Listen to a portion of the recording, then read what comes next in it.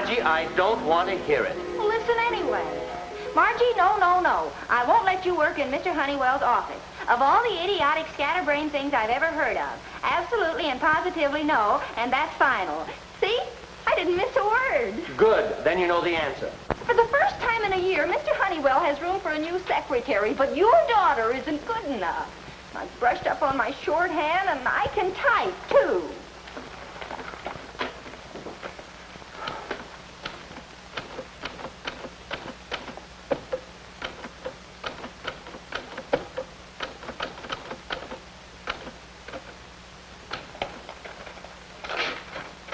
Have a look at that.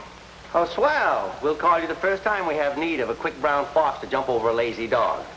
I'm going to put a sign on my back. Vern Albright, unfair to organized daughters, and parade up and down in front of your office. Look, baby, I'd love to see you get a job, but I can't have you working for Honeywell and Todd. Why not? Because I have enough trouble with Mr. Honeywell as it is without his griping at me about your stenographic deficiencies. What deficiencies? Look at the way you type. It would take you all day to get out a simple letter. You don't love your own daughter. Goodbye, honey. I'll see you tomorrow when I get back from Philadelphia. Okay, Pappy, but listen to this. I'll go over your head. I'll go directly to Mr. Honeywell. Now, you listen to this. I'm still your father, and in spite of your age, I forbid you to go to Mr. Honeywell. I'm not scared. If you go to Mr. Honeywell, you don't go to Paris with me next summer. Now I'm scared. I'll see you tomorrow. Now, behave yourself. Oh, trouble with the Albrights. What is it, honey? Maybe we can work something out. Mind your own... good morning, Mrs. Odetts.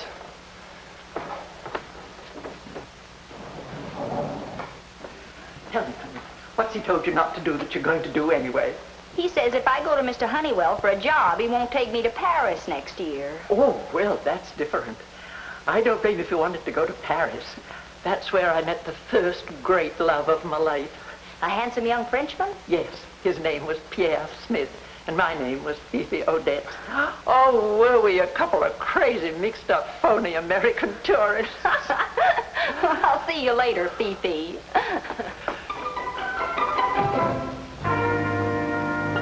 Arlington Arms, 14B. Just a moment, please. Oh, hello, Miss Albright. How do you know my name? I just arrived in town this morning, and I don't recollect ever meeting you down home in Memphis. Memphis? That's right. I'm Clementine Albright, and I'm looking for a distant cousin of my daddy's, a Mr. Vern Albright. Oh, well, for a moment I thought you were his daughter. You look so much like her. They're on the 10th floor. I'll announce you. Never mind that, honey. My name wouldn't mean anything to him anyway. He's never even seen little old me. Besides, I'd rather surprise him. You'll surprise him, all right.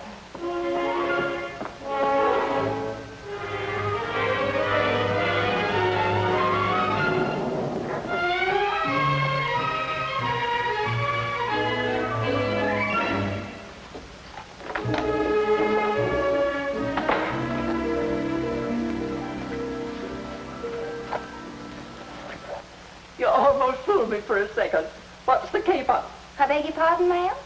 Oh, cut it out, Margie. You can tell me. What are you up to? I'm afraid I don't understand, ma'am. I'm looking for the Albright apartment. If you don't want to let me in on it, all right. But stop pulling my leg. You know perfectly well you live right in there.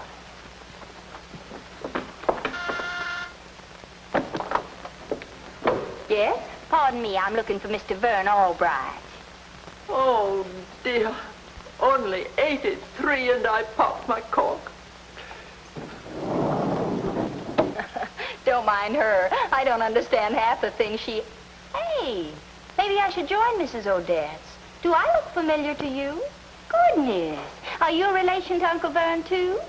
Uncle Vern. He's my father. Who are you? I'm Clementine Albright. My part of the family's kind of far removed. Lost contact and all that, but a long-lost cousin. I'm Margie, Clementine. Come on in. Bill and I were to be married this week, but he's so independent and stubborn, wants everything his way. Anyway, we had a big argument, and here I am. I'm going to be independent, too. I don't need any man to support me. You're an Albright, sure enough. Dad's in Philadelphia till tomorrow, Clementine. What did you want him to do for you? I thought maybe Uncle Vern could help me get a job. I don't like to ask favors, but Don't be silly. Your Uncle Vern's a wonderful guy. What kind of a job are you looking for? Well, I'd like to be a girl executive, but I'll settle for just plain old typing and shorthand.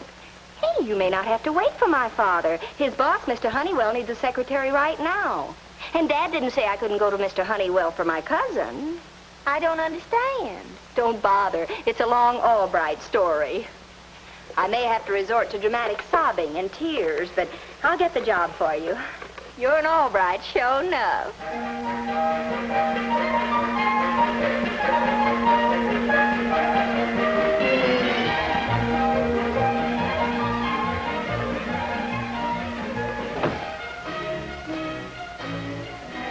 All right.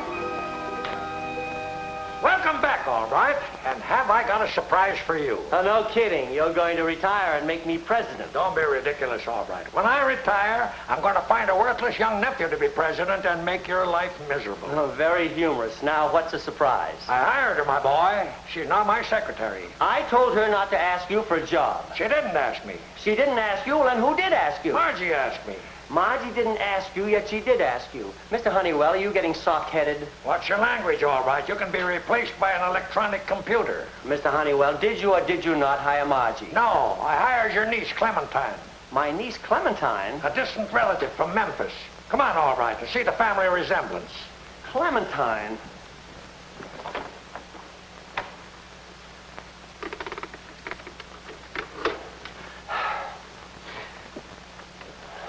Mr. Honeywell, you've been taken. What are you talking about? You said family resemblance. Have you ever seen such a strong family resemblance? You think that's Margie? I told Margie she couldn't work here for many different reasons, among which she wasn't ready. And now she digs up this phony masquerade to prove that she's capable. I should have known. You can tell those glasses she's wearing are nothing but plain window glass. And that blonde hair's nothing but a wig. All right, I just wanted to make sure you were on your toes. She didn't fool me for 1 second. I'm sure she didn't. Now, what are you going to do with a girl like that? I know what I'm going to do. I'm going to get her out of this office before she ruins something her father didn't manage to ruin. Now, hold it. What do you mean, hold it? For my peace of mind and the sake of the office, we can't tell her we're wise. Why can't we? Because she'd go to the ends of the earth to prove that she was capable of being a secretary. We've got to make her call it quits herself. I get it. We make it tough for her. She admits the hoax and we're rid of her. Right. Now call her in here and introduce her to her dear Uncle Vern, and we'll give her some special dictation. It's all right. Would you come in for a minute and bring your notebook? Clementine, I want you to meet your Uncle Vern. Uncle Vern. Hello, Clementine. I want you to know how happy I am to have you with us. Oh, thanks, Uncle Vern. Oh, you and Mr. Honeywell are so nice. And my cousin Margie. She's a peach. Sit down, Clementine. In just a second, we'll give you a little dictation. But first, tell me about the folks down in Memphis. Frankly, I wasn't aware that I had any relatives down south. Well, I'm Harry Albright's daughter. He's your 5th cousin, once removed. Dad said he visited your folks once when you were kids. Harry? Oh, yes, of course, Harry. I remember as if it were yesterday. Well, we'll chat about our relatives later, but right now, Mr. Honeywell and I want to give you a little dictation. Just one of our routine letters. I'm ready. Mr. Ed Whitlock, 1342 Jerome Street, Philadelphia, Zone 40, Pennsylvania. Dear Ed, regarding the Sloan account, be advised that we are no longer interested. And furthermore, cancel the Apperson deal immediately. We will advise you regarding the Pierpont investments as soon as possible. Signed, Vern and Albright for Honeywell and Todd.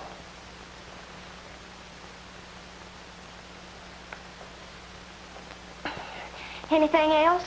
No, Clementine. I think that will do the trick.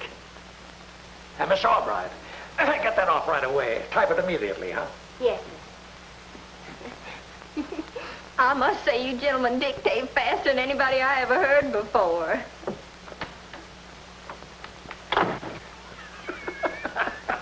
Did you see her pretending to get every word? I bet she never got any further than Philadelphia Zone 40.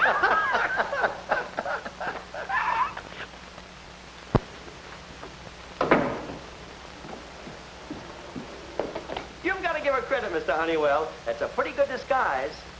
In about 15 seconds, Clementine Albright, alias Margie Albright, will be in here with a sad look on her face and some blank paper and admit everything. Oh, Uncle Vern, you and Mr. Honeywell are so nice. And Cousin Margie's a peach. I'm a little rusty, but I think I got all of it. Every single word, just as we dictated it. Every word all right? Yes, and no misspelling. Anything else? No, Clementine. That will be all. How did she do it? I don't know. How can a girl type that fast when only yesterday she couldn't type at all? All right, so she boned up enough to take a letter. But I still don't want little Miss Mix-Up meddling in our business. I'm going to get rid of her the way I started to in the first place. Now, Mr. Honeywell, wait. Wait, my Aunt Catherine. All right, let the girl make a sap out of you. She didn't make a sap out of me. I guess she did at that. What's your idea? Well, we can let her think she's getting away with it. Then tonight, when she comes home from work, we'll be waiting there. I see. We'll needle her until she breaks down. Right. Nobody can make a sap out of George Honeywell. It's going to do me good to watch her squirm. We'll show her. When I'm behaving and my father thinks I'm not, I've got a right to get even. Oh, and don't forget the phone call. That really ought to confuse them. And right now, she's probably dashing wildly out of the office trying to get home. And when she gets here, she'll probably have some fantastic excuse as to where she's been and why dinner isn't ready. This is going to be good.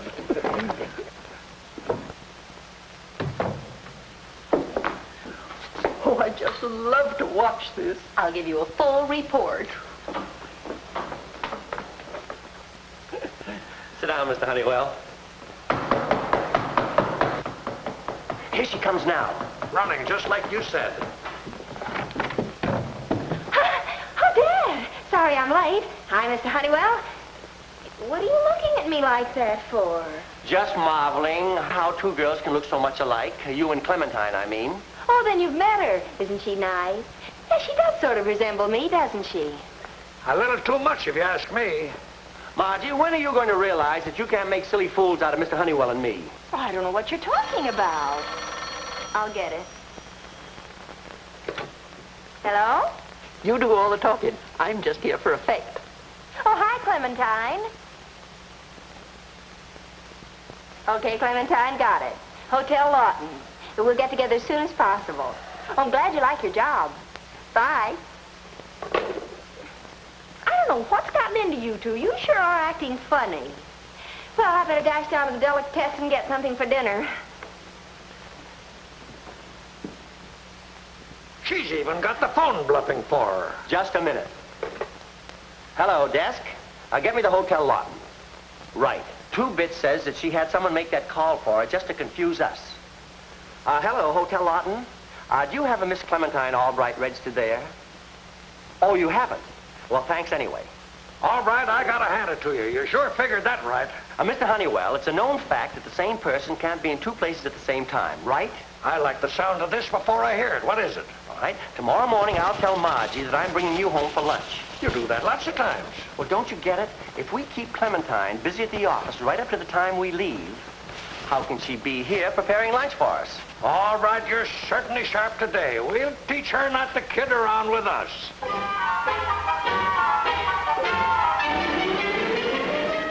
You think she'll go along with it?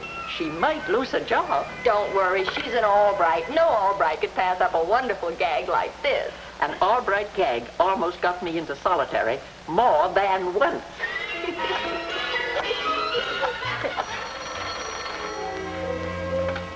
Hello? Hi, Clementine. This is Margie. I want to ask you to do me a favor. Anything, honey, anything at all. I'm so excited. I just got a telegram from Bill. He's coming tomorrow night. He's apologized. We're going to be married. I'm just dreading telling your daddy and Mr. Honeywell, but I'm quitting my job right away. Honey, sit yourself down and listen. You can at least keep your job till tomorrow. It's a complicated story, but I'm going to give you every detail. I want you to help me keep a male Albright from getting the upper hand over a girl Albright. What do you say? What do you think? I'm a girl Albright. Let's hear it.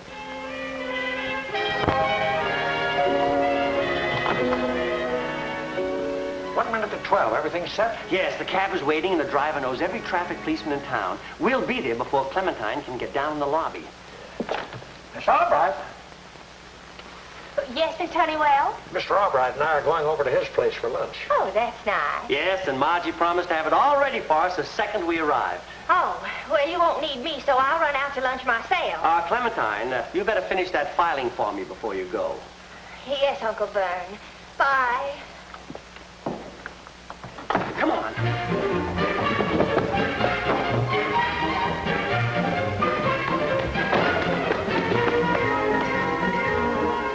Thanks, Clementine. They're on their way. Margie, aren't you afraid you've overplayed your hand? They'll have to know something's up when they find you here. Yes, I know. But just about when they're deciding Clementine is real, they'll find proof that she isn't. Proof? Uh-huh. Just at the right moment, they'll find these. Hey, you'd better be on your way. They'll be here any minute.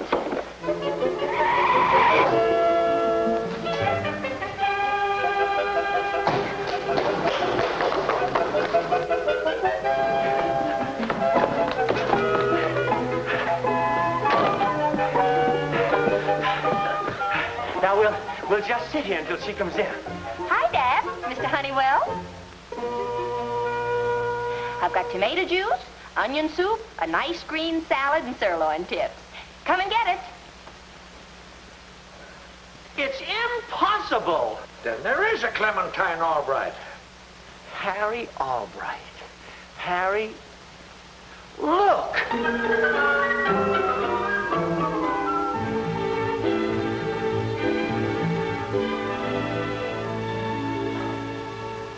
But how did she get here ahead of us? I don't know. I thought that was a post office helicopter that passed us on the way. Mr. Honeywell, this is war. We've got to break her down. I've got it. Come on out on the terrace where it's safe to talk.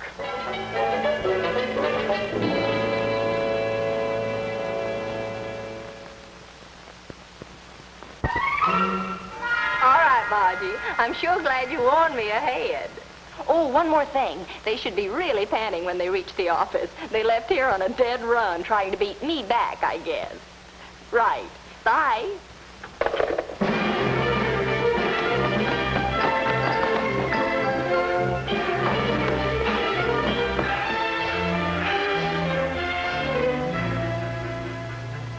Oh, you're back from lunch already. I finished your filing, Uncle Vern.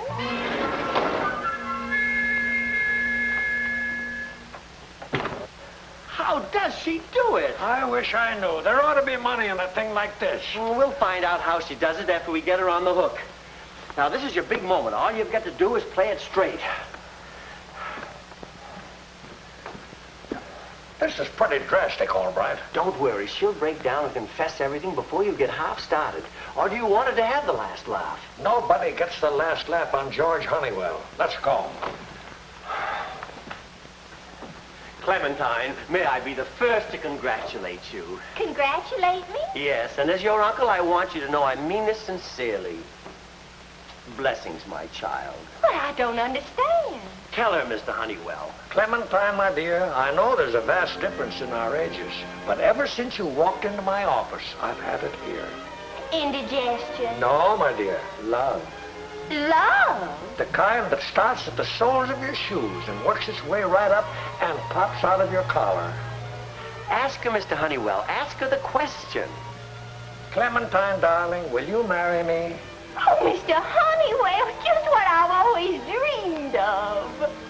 Man, a sweet old millionaire, I could be mother and wife, too. I accept. Clementine, you didn't let him finish. He was going to say that we'd all meet up to my place, and then you two would elope to Maryland. Doesn't that change your mind? Oh, no, it's wonderful. Let's make it 7 o'clock. Mrs. George Honeywell. Congratulations. You old darling. Oh, you old darling, you.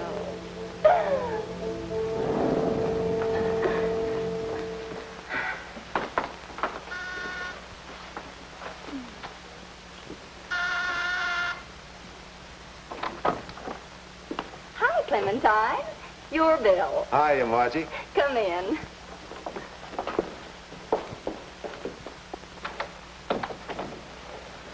I've told him all about you, and about everything else, too. Are you willing to help us? Sure, sounds like fun. Swell. Dad, Mr. Honeywell ought to be here any minute. Now, I'll tell you what we're going to do. Let's get one thing straight, all right. If I wind up tonight, as I usually do, with one of your wild schemes... I know. I'm fired. Now, listen, Mr. Honeywell, this is absolutely foolproof. When we walk in there and Margie thinks that you're actually going through with it, come on, I can't wait to see the fun. Oh, Margie, Clementine. George, oh, darling, I've been on pins and needles waiting for you. Where's Margie, Clementine? Well, she's in her room sort of freshening up for the drive to Maryland. Oh, in her room, Yes, I rather thought she'd be there. Well, I'll go hurry her up. Just imagine, little old me is going to be Miss George T. Honeywell. Oh, stop worrying. She's going to make it look good by coming back as Margie. Now, you wait and see.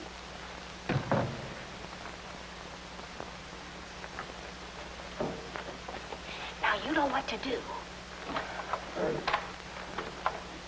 What do you want to do? Call it off and give her the last laugh? No, I've seen it this far. I'll see it to the end. Hi, honey. Been in your room all this time? Well, I wanted to look nice for the wedding. Congratulations, Mr. Honeywell. Golly, wouldn't it be awful if Clementine changed her mind? Dreadful. Do you think she might change her mind, dear? Well, of course not. She thinks Mr. Honeywell's wonderful. Oh, I'll get it.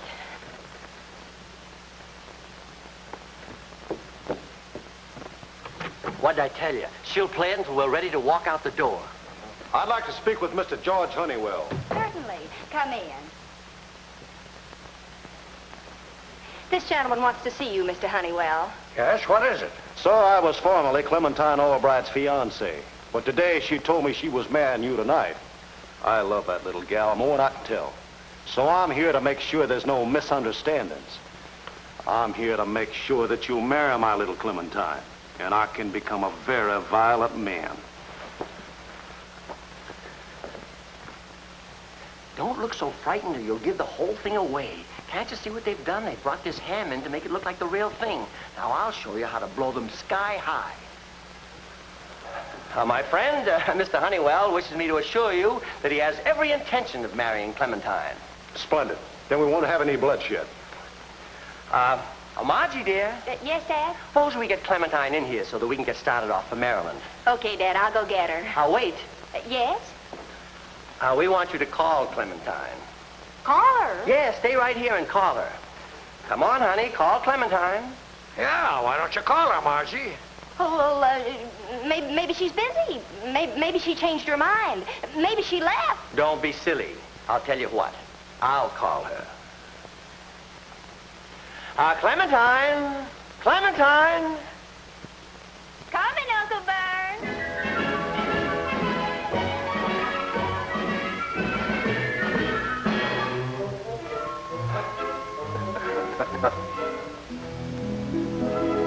Well, what do you say, Dad? Let's all go to Maryland so Clementine and Bill can get married as scheduled. You mean? That's right, Mr. Albright. We're really eloping. You see? Everything worked out okay after all. Mr. Honeywell, where are you going? With one of them, I had a chance. But with two of them in the world, I'm heading for the hills.